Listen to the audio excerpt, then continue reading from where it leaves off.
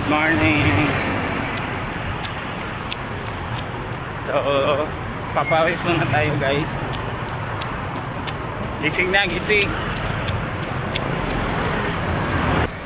So, this morning mga boss, meron tayong napaka-importanting topic na pag-uusapan. So, yung topic natin mga boss is about inventory. Meron din ba nawawalang inventaryo sa mga item mo? Kung problema mo yan boss, then this video is for you. Okay? So by the way mga boss, ako nga pala si Roger Silvido. Isa po ako computer business owner na mahilig tumakbo. Kahingal. Ma-share ko lang sa inyo mga boss. Last month meron tayo isang kaibigan, no, na nag-share ng problema niya sa atin. Yung negosyo niya rin is computer business rin. Yun nga, yung problema niya is marami daw ang inventaryo ang monthly, no, na nawawala and hindi niya matrace. And nung tinanong ko siya kung ano yung solusyon niya, sabi niya sa mga tao niya raw, pag malapit niya na daw mabuko, yung mga admin niya ay nagre-resign. So meaning to say, hindi niya talaga ma-pinpoint kung sino yung problema. Okay? So ganyan din yung problema nyo. Sir! Ay! Ano? Amigo? Amigo? Hello! Ano ang trabaho? Ayusin sir. Ito na ka? Okay na, apil ka? Yun guys, meron tayong nakasalubong. Pagkita yun namin before. And happy to know na maganda yung career niya. Isa yan sa mga idol natin. Ganda sa feeling na meron nakakakilala sa atin while running, diba? So ayan, balik tayo doon sa kwento natin. Sana ba ako? Problema ng kaibigan ko, sabi niya, pag malapit niya na daw mabuko, doon niya napapansin na nagsisialisan yung mga tao niya. Okay? So doon pa lang may problema na. Okay? And worst mga boss, na-share din sa akin, na-share niya rin sa akin na ilang beses na daw siya nag-receive sa inventory system niya. Ito yung gumagamit siya ng POS. Yun yung sabi niya. Kaya ginawa ko itong video para sa'yo. First things first, if nag-inventory kayo and may nakita kayong discrepancy sa computer business nyo, so number one yung gawin, huwag nyong i-reset yung inventory system nyo. Never. Bakit? Kasi kapag i-reset nyo yan, mapuputol yung inventory trail. Meaning di mo na siya matrace ano yung nangyari, and also sa financial statements mo magkakaproblema din yan sa accounting, sa lahat. So meaning kung meron ka nabenta today na GPU, kung i-reset mo yan, di wala ka ng data ngayon sa customer mo, sa serial number, sa item, di ba? So, problema yan. Mapapayo ko mga boss. Una, you should put it on paper. Okay? So, I know, meron kang tao na nagtatrabaho talaga sa inventory nyo. It's either warehouse man, stockman, or your admin. Kailangan mo silang bigyan ng kontrata. Bigyan mo sila ng kontrata. Wherein nakasaad doon na meron silang pananagutan if something happens sa inventory nyo.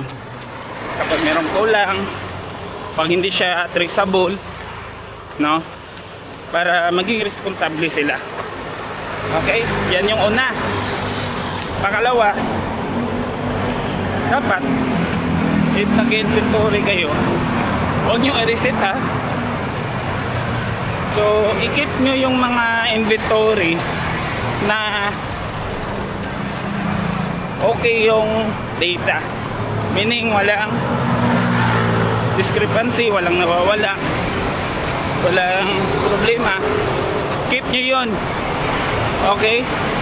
Tapos, as is lang yun. Tapos, yung second part, determine the inventory na merong problema, merong mga discrepancy.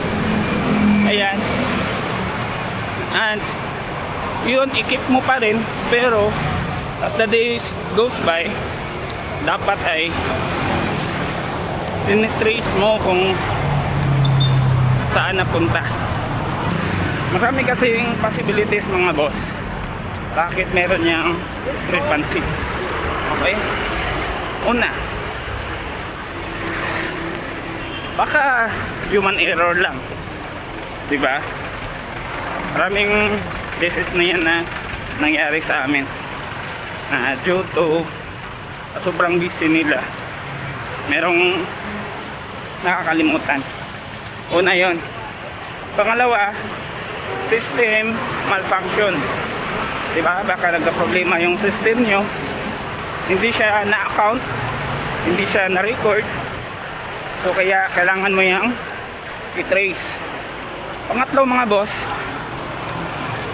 ito pwede mo ring isasama sa human error.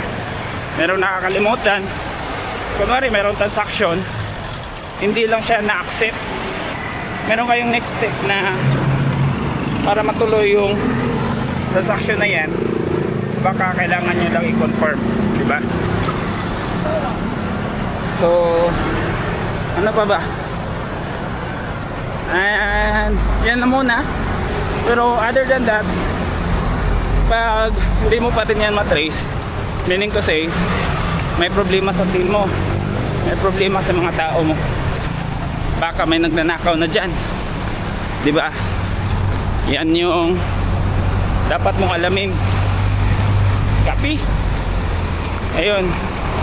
So, sa akin din mga boss, sa computer business namin, sa Blue Arm Computers, ganun din po. Ganun yung ginagawa ko. Ayos. So, sinishare ko pala ito sa inyo ngayon mga boss, dahil naniniwala ko ako mga boss na sa computer business natin, kung gusto natin na maging panatag, na at least tayo wala tayong worries, especially sa business, especially sa inventory natin, naniniwala ko na kailangan mong mag-implement ng accountability. Yan. So, naniniwala ako mga boss na kapag yung mga tao natin are held accountable sa trabaho nila, meron silang responsibilidad sa mga nangyayari sa negosyo mo, then para sa akin, doon mo makikita na yung mga tao mo ay concerned sa trabaho nila o sa negosyo mo. Kasi hindi yan sila papayag na baka merong mawala, baka merong discrepancy, di ba? Kasi automatic yan, merong deduction sa salary nila. Okay? Kasi ang kalaban natin dito mga boss, kapag hindi accountable yung mga tao mo, sure ako mga boss na yung problema mo ngayon ay ulit-ulit lang yan, hindi yan matatapos. And worst, dahil hindi mo yan sinusolusyonan, magiging guide yan or magiging ehemplo yan ng mga tao mo. Bakit sila gagawa ng kabulastugan sa negosyo mo? Kaya trabaho mo ngayon boss, higpitan mo yung inventory mo. Okay? At hiningal ako. And it will start sa mga tao mo. Ayun lang. I hope meron kang natutunan sa topic natin today. Woo! Babalik na tayo.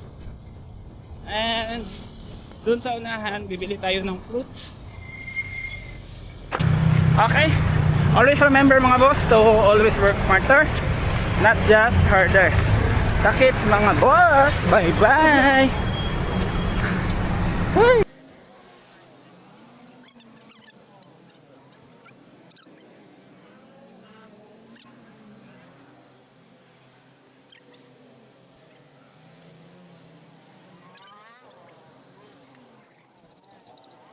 Ito na tayong mangga. Sold na to mamaya.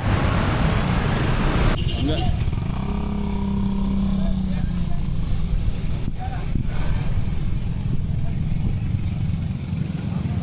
Na shortcut. So exit dapat dito eh.